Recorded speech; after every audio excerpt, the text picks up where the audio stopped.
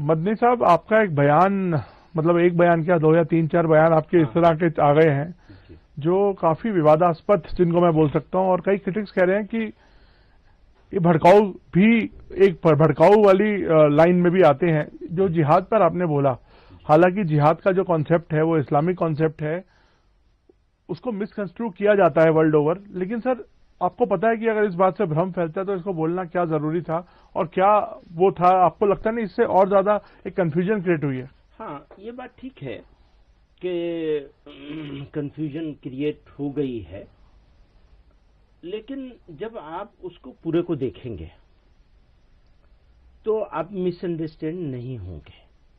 Misunderstand होने से बचाना मेरी जिम्मेदारी थी, और आप उस जिम्मेदारी को मैं पूरा नहीं कर सका, आप उसके लिए मुझे कसूरवार करार दे सकते हैं। लेकिन अगर आप पूरा बयान देखेंगे तो तीन बातें कही गई हैं। एक तो ये कि इंडिया में उस जिहाद को, जिहाद के कई माने होते हैं। मसलन खुद नबी सल्लल्लाहु अलैहि वसल्लम ने फरमाया, जिहाद असगर से जिहाद अकबर की तरफ चलो।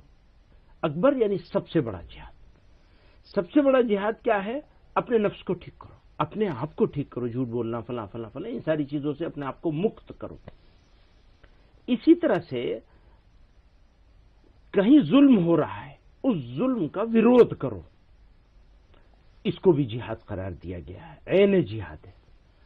तो हम अपने पिछले, आप जानते हैं हमारा ट्रैक रिकॉर्ड, बिल्कुल, मैं वही हैरान हूं। हाँ, 30 साल से हम एक काम कर रहे हैं। जब से मैंने इस ऑर्गेनाइजेशन में एंट्री की, एक छोटे से सेक्रेटरी की हैसियत से, तब से एक मिशन बनाया है कि ये जो टेररिस्ट लोग जिहाद का यूज करते हैं, इस्लामिक टर्मिनोलॉजी का यूज करते हैं और फसाद फैलाते हैं, इसको कैसे एक्सपोज किया जाए और इसके खिलाफ इस्लामिक फिक़ह के हिसाब से, शरीयत जूरिस्प्रूडेंस के हिसाब से 6000 उलमा को हमने हैदराबाद में जमा किया था, मुफ्तियों को, और फतवा लेके आए थे उसके खिलाफ। और उसके बाद से लगातार इसके ऊपर काम कर रहे हैं। अब हो क्या रहा है? हम तो ये काम कर रहे हैं टेररिस्टों से लड़ना, जिसको हम असल जिहाद समझते हैं। मैं हमेशा कहता रहा हूं वो फसादी हैं, हम जिहादी हैं। आपने क्या किया? आपसे मुराद आप नहीं है। आपने क्या किया?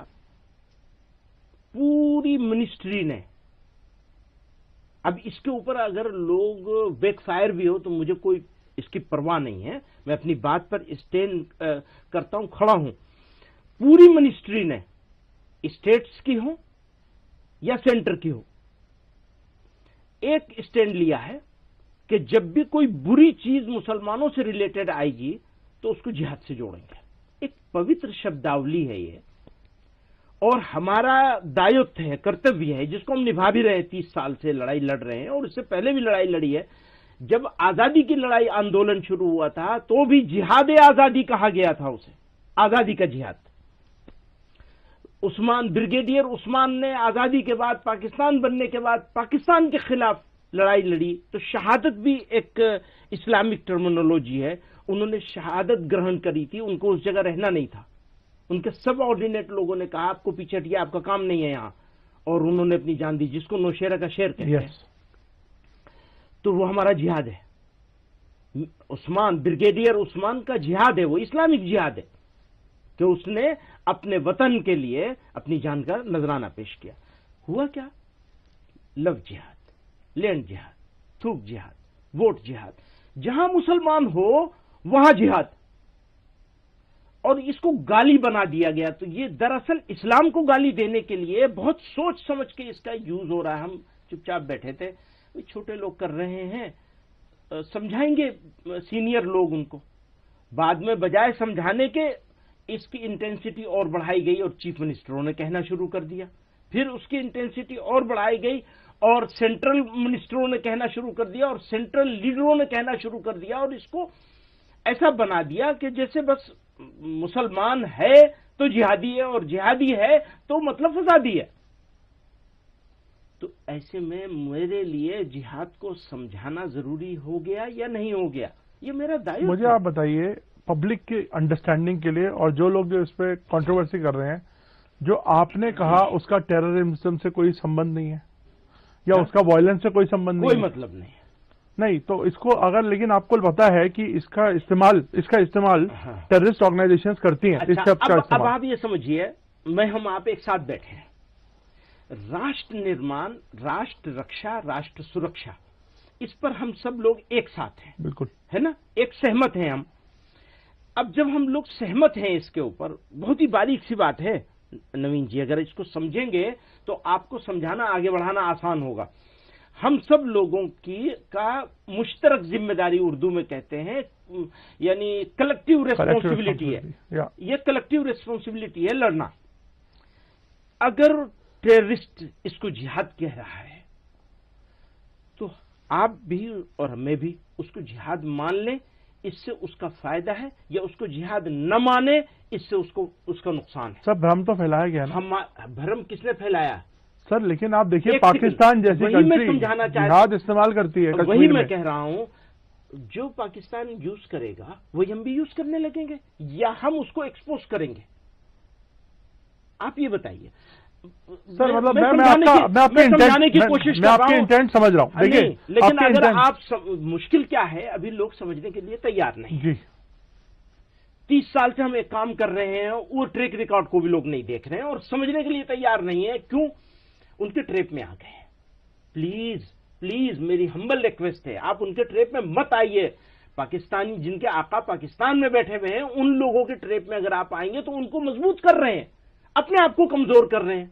प्लीज कमजोर मत। तो आपका मतलब सिर्फ जिहाद को क्लियर डेफिनेशन देना था कि एग्जैक्टली ये आप बोल रहे हैं, उसको डिफाइन करना चाहते थे। इसीलिए आप अगर पूरा देखेंगे तो साफ साफ बहुत ही बोल्ड स्टेप है कि ये कहा जा रहा है कि इंडिया में तो इस पर बहस ही नहीं हो सकती। इससे बड़ा बोल्ड स्टेप हो नहीं सकता कि इस पर डिबेट ही नहीं हो सकती कि जिहाद यहां होगा या नहीं होगा। तो चलिए, ये तो एक तरफ हो गया, आपने क्लियर कर दिया कि आपका मतलब वायलेंस से नहीं था, आपका मतलब कोई उकसाने से नहीं था, आपका मतलब था लोगों को बताना कि जिहाद का रियल मीनिंग क्या है। अब हम आते हैं सुप्रीम कोर्ट पे। आप सुप्रीम कोर्ट को भी लताड़ रहे हैं। अब आप क्या कह रहे हैं कि मैंने ये कहा कि सुप्रीम कोर्ट गलत है, और जो मैंने कहा है वो सुप्रीम कोर्ट सरकार के दबाव में काम करता है। इस तरह का ऐसी फीलिंग्स है। देखिए, मैं एक इंडिविजुअल नहीं हूं, एक ऑर्गेनाइजेशन से बिलोंग करता हूं, और वो ऑर्गेनाइजेशन एक पर्टिकुलर कम्युनिटी के साथ बिलोंग करती है। अगर मैं उसकी फीलिंग्स को आप लोगों तक, मुल्क तक नहीं पहुंचाऊंगा तो मैं बेईमान हूंगा। फीलिंग्स क्या है? कि डंडी मारी जा रही है, उस फीलिंग को बयान किया है मैंने। हो सकता है वो फीलिंग गलत भी हो, क्योंकि बहुत सारे अच्छे फैसले भी आए हैं, उनकी तारीफ भी होती है। हमेशा ये कहा गया है इस ऑर्गेनाइजेशन के रिजोल्यूशंस में, 1-2 में नहीं 20 में, कि हमारे लिए बहुत बड़ी होप, बहुत बड़ा सहारा है। ये जो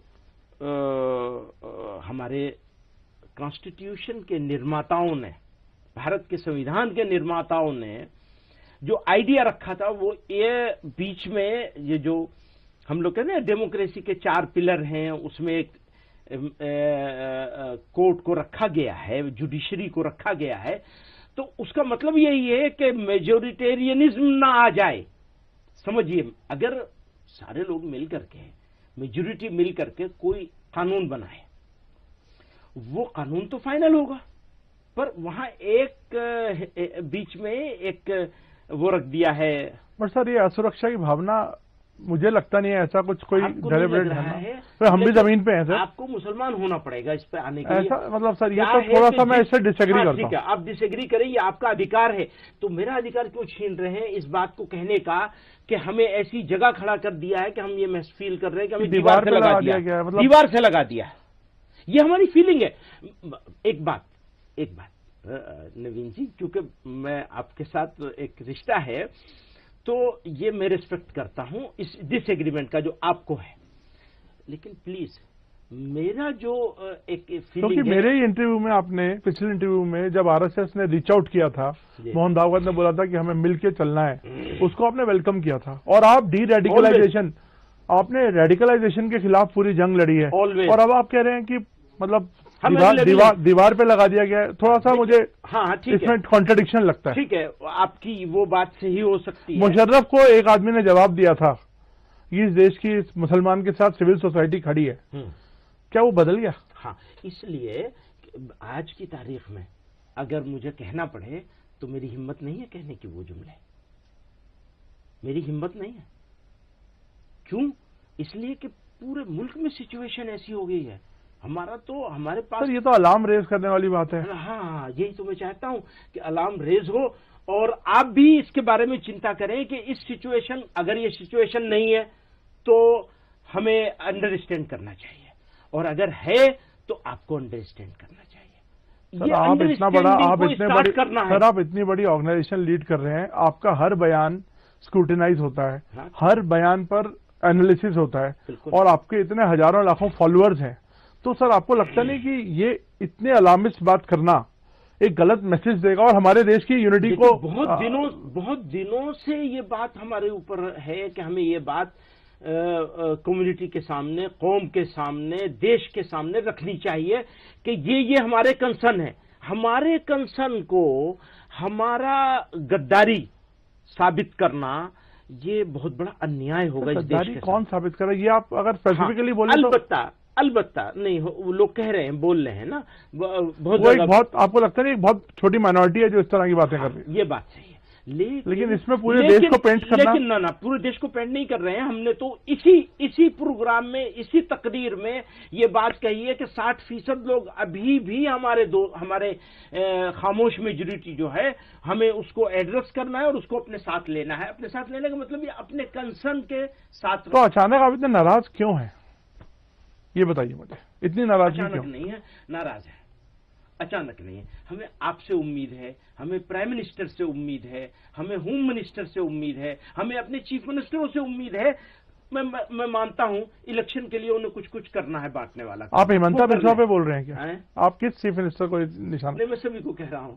सारे बोल रहे हैं? किसी को क्या जरूरत है? नहीं, लेकिन सारे सीएम आपके खिलाफ बोल रहे हैं। नहीं, क्या कमाल है यार। खिलाफ की बात नहीं कर रहा हूं। हाँ, सबको कंसर्न जो है कम्युनिटी का, उसके बारे में बैठ के बात करनी चाहिए, सोचना चाहिए, शब्दावली को चेंज। तो क्या आपने रीच आउट किया सरकार को इस बारे में? कर लेंगे, आप कहेंगे तो। नहीं, आपने रीच आउट किया, आप तो सीधा मंच पे। बहुत मर्तबा बहुत सारे सब्जेक्ट पर, सारी सरकार के बहुत सारे, देखिए सरकार के पास हमारी पहुंच है नहीं, कुछ लोग हैं जिनके पास हम पहुंच जाते हैं, उनके पास हमारी बात। एक बात मैं हमेशा कहता हूं सब लोगों से, इलेक्शन लड़ने के लिए आपको जो करना है कर लीजिए, उतना भर कीजिए, उससे आगे क्यों कर लीजिए सर? ये मतलब देश की यूनिटी से थोड़ी खेल सकते हैं आप। उनको हम चेंज तो नहीं कर सकते ना भाई, उनको चेंज नहीं कर सकते तो क्या कहें? किसी को चेंज करना हमारे लिए मुश्किल काम है, कैसे करेंगे? वो तो कहते नहीं, हम तो बिल्कुल ठीक कर रहे हैं। एक और प्रॉब्लम है, जैसे आपने क्या कहा, आपने कहा सारों को पेंट कर रहे हो तुम, आपने कहा ना सर। हालांकि आपने ये देखा ही नहीं, हमने सारों को पेंट ही नहीं। मैं तो आपसे सवाल पूछ रहा हूं। एक बात ऐसी बता दीजिए जिससे मैंने सारे देश के लोगों को या देश को पेंट किया हो, एक बात बता दीजिए, एक मिसाल।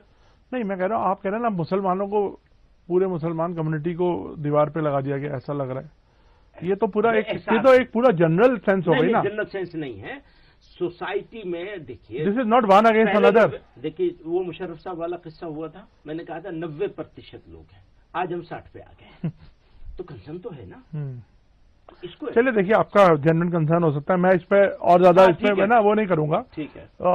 लेकिन खुद मेरा भी एक अपना पॉइंट ऑफ व्यू है, इसलिए मैंने वो एक्सप्रेस किया। नहीं, अच्छा किया, ठीक है सर। और अब मैं आता हूं, ये मुर्दा कौम है और वंदे मातरम पे भी सवाल जवाब, तो ये तो आपको, मेरे को लगता नहीं आपने कभी इस तरह की पहले बात करी है।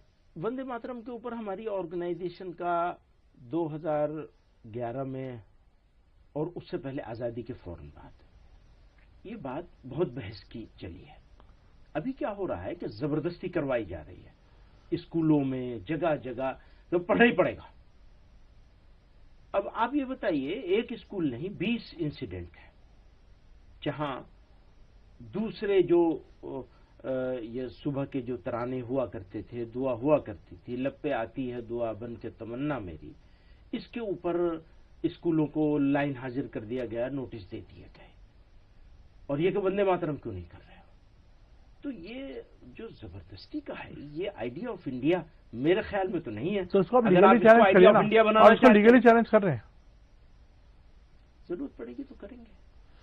ओके, पहले तो हम आपसे कहेंगे ना कि भाई इसको जरा रुकवाइए, जरा देखिए अरे, नवीन कपूर की क्या सर, आप नवीन कपूर की क्या नहीं, हैसियत है? बहुत बड़ी चीज है। मतलब सोसाइटी को, सिविल सोसाइटी को साथ लाना है। आप मीडिया से भी बहुत नाराज हैं। आप खुश हैं? मुझे तो लगता है आप भी बहुत नाराज नहीं, हैं। जिस तरह से वो, हम लोग उर्दू में कहते हैं, सनसनीखेज बना के पेश किया जा रहा है चीजों को, और सिंसियर एफर्ट बहुत काफी। अब आप ये देखें, मेरे जितने सवाल आपने किए हैं, इन सारे सवालों, ये सारे सवाल मौजूद हैं पब्लिक डोमेन में। तो प्रिंट मीडिया ने उसको जिस तरह कोट किया है उसको देखें, और इलेक्ट्रॉनिक मीडिया ने जिस तरह कोट किया उसको देखें, दोनों में जमीन आसमान का फर्क मिलेगा। अगर आप प्रिंट मीडिया के ऊपर रिसर्च करके मेरे साथ बैठेंगे, मैं रिसर्च तो करके इनमें से आया, अक्सर सवाल मैं आपके पास नहीं मैं आएंगे। प्रिंट मीडिया से रिसर्च करके हाँ, तो आया। अक्सर सवाल वैलिड ही नहीं रह जाएंगे। मैं जब पढ़ रहा था तो मुझे लगा ही नहीं वो आपके बयान है, सच्ची बताऊं। नहीं, आप कभी इस तरह की स्टेटमेंट्स यूज करते नहीं है। ये मैंने आपका पहली बार इस तरह का जो एक एग्रेसिव स्टैंड देखा। नहीं, लेकिन आप इसको एग्रेसिव समझ रहे हैं, और मैं इसको बहुत पॉजिटिव अप्रोच के साथ, क्योंकि एग्रेसिव तब होगा जब हम ये कहेंगे कि जिहाद है होगा, और भारत में अब जिहाद करना, और वो भी जिहाद में वो माने जो माना आप लेते हैं जिहाद का, और जिस माने को ये सब लोग बयान करते हैं जलील करने के लिए, इस्लाम को गाली देने के लिए, तो उस माने में अगर कहेंगे तो एग्रेसिव होगा। और अगर समझाने के लिए कहा जाएगा, सिचुएशन बताने के लिए कहा जाएगा कि देखो भेड़िया आ रहा है, जरा होशियार रहना, तो वो बिल्कुल डिफरेंट चीज होगी। आप उसको फिर एग्रेसिव नहीं समझेंगे अगर पूरा देखेंगे सारी चीजों को। वही मैं कहना चाहता हूं। मतलब आपको भी पता है सर कि एक बड़ी कम्युनिटी है हर समाज में, हर कौम में, जो इतनी अवेयर नहीं है, इग्नोरेंट है, या कई बार इंडोक्ट्रिनेटेड है, या उनको, तो आपको लगता नहीं ऐसे में जो आप जैसे बड़े टॉल लीडर्स हैं जो एक बड़ी संगठन चला रहे हैं, इनको इस तरह की कंफ्यूजन क्रिएट करने के बजाय, मतलब कंफ्यूजन, सॉरी मैं वर्ड, कंफ्यूजन नहीं है, अगर इस तरह की बात, मतलब जो मिसकंस्ट्रक्ट हो सकती है या मिस इंटरप्रेट हो सकती है, वो बचना चाहिए। आपको लगता नहीं है? मैंने बहुत कोशिश की है, और इसको बहुत अच्छे से कोशिश करके बनाया, इसीलिए कागज हाथ में लेके बैठता हूं, इसी वजह से, इसी डर से। लेकिन दोस्त लोग तो बड़े होशियार हैं घुमा फिरा के बयान करने में। दोस्तों के हाथ में तोता लग गया, उसकी गर्दन मरोड़ रहे हैं। ठीक है भैया, खुश हो जाओ, इसमें खुश हो जाओ, क्या करेंगे आप। तो अभी आपको अपने किसी बयान पे कोई सफाई नहीं देनी है? कोई सफाई नहीं देनी है, कोई चेंज नहीं करना है, कोई चेंज नहीं करना है, चाहे वो कंटेम्प्ट ऑफ कोर्ट जैसी चीज हो। हाँ, मैं तैयार है, बिल्कुल खुशी से तैयार है। मेरा सौभाग्य होगा अगर कुछ इसमें कुछ हो, आप दोस्तों को कहिए कि मैं मुझको सौभाग्यशाली बनाना है, मैं तैयार हूँ, मुझे कुछ फर्क नहीं है, क्योंकि मैं गलत नहीं हूँ अपनी जगह। हाँ, आप ये बता दीजिए कि देखो ये जुमला गलत है, इसको ऐसे नहीं ऐसे कहना चाहिए था, मैं तैयार हूँ उसके लिए। लेकिन ये कि तुम्हारा नहीं, कॉन्सेप्चुअली गलत नहीं है, लेकिन हो सकता है उसको मिस इंटरप्रेट किया जा रहा है। हाँ, ये इसको एग्री करता हूँ, और इस मिसकॉन्सेप्ट को या इसको, इसके व्याख्या को। तो सर आप ये बोल क्यों नहीं देते अपने जुबान से? आप मेरे से क्यों बुलवा रहे हैं इस बात को कि आपने जो वर्ड्स यूज करे हैं उनको हो सकता है दूसरे तरीके से पेश करना चाहिए? हाँ, नहीं, मेरे वर्ड्स बिल्कुल सही है, मेरे वर्ड्स बिल्कुल सही हैं, और अभी तक मेरी समझ में नहीं आया कि मुझे ये नहीं यूं कहना चाहिए था, क्योंकि ये नहीं यूं तो मैं पहले भी कह चुका हूं, उसका कोई फायदा नहीं हो रहा है। तो ये डायरेक्ट है, डायरेक्ट है और सही बात है।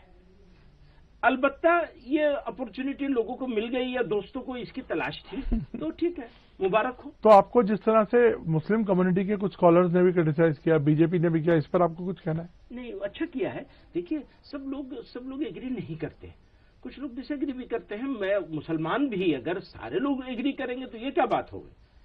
कुछ लोगों को डिसएग्री करना चाहिए, और उनकी अपनी जैसे आप कई चीजों में डिसएग्री कर रहे हैं, तो इसकी वजह से हमारा आपका रिलेशनशिप खत्म तो नहीं हो जाता, ना आप गलत हो गए ना मैं गलत हो गया। ऑब्वियसली ये थोड़ी है कि तो यही तो कमाल है, यही इस्लाम का कमाल है, और यही इस मुल्क के हिंदुत्व का यानी सनातन धर्म का कमाल है कि अगर धर्म के मानने वाले लोग जो भी हैं, जिस धर्म के भी हों, देखिए, धर्म युद्ध, धर्म संघर्ष,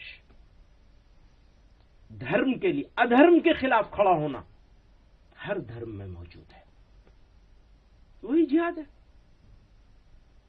अर्जुन ने क्या किया था, वही है।